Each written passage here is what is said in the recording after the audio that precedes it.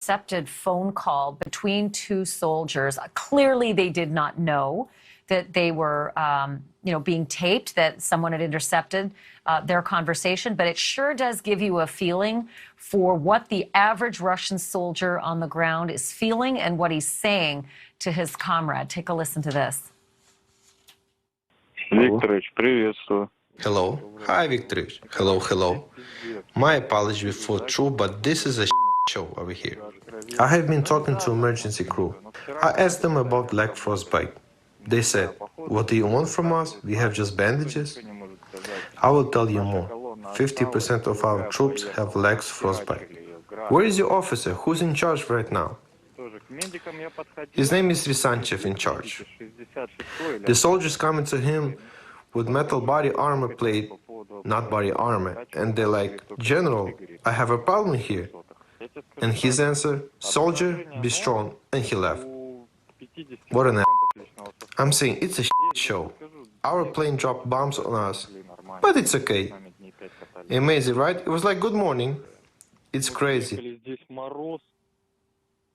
Colonel, I mean, to hear someone say our own planes are dropping bombs on us, and when we say we need help and we're basically hung up on, I cannot help but think that Russian intelligence has been some of the best in the world.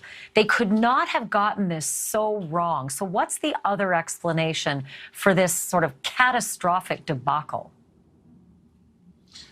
Well, Ashleigh, it's how the intelligence is incorporated into the planning process. And this is something that in the U.S. military and our NATO allies, we watch for this all the time, is to make sure that we don't get trapped in bias. The most famous story of groupthink was probably the Bay of Pigs, where nobody was asking some basic questions. And if anybody had, actually the Commandant of the Marine Corps did point out it was probably not going to work ahead of time. But that's where everybody got focused on this. I think on this one, they got focused on it. The plan led the intelligence. And I've seen this where the intelligence is basically given a lot of pressure to support the plan. And also we see that Putin is in a bubble.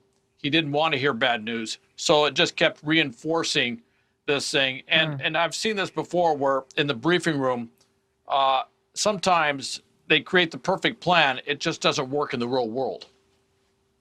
Yeah, that makes perfect sense. I want to read a tweet from the former foreign minister of Russia from 1990 to 1996. This one it's just astounding to think that this is possible. He said, the Kremlin spent the last 20 years trying to modernize its military.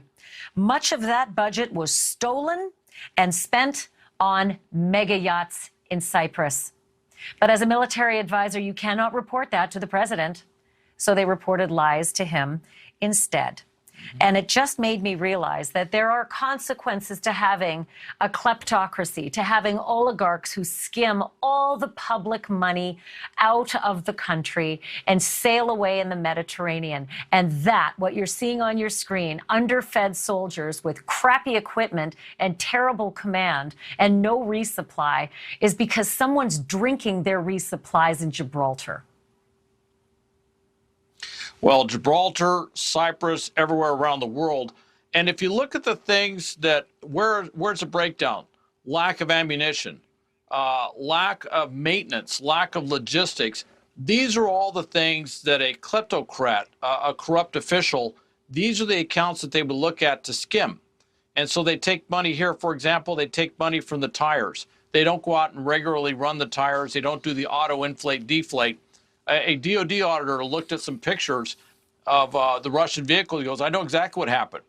The vehicles were sitting there. They weren't being used. They weren't being regularly maintained. And when they started going down the road, the sidewalls had all gotten brittle, and then they have a catastrophic failure and they go flat. That's actually a pretty good explanation for why you saw that 40-mile column not move.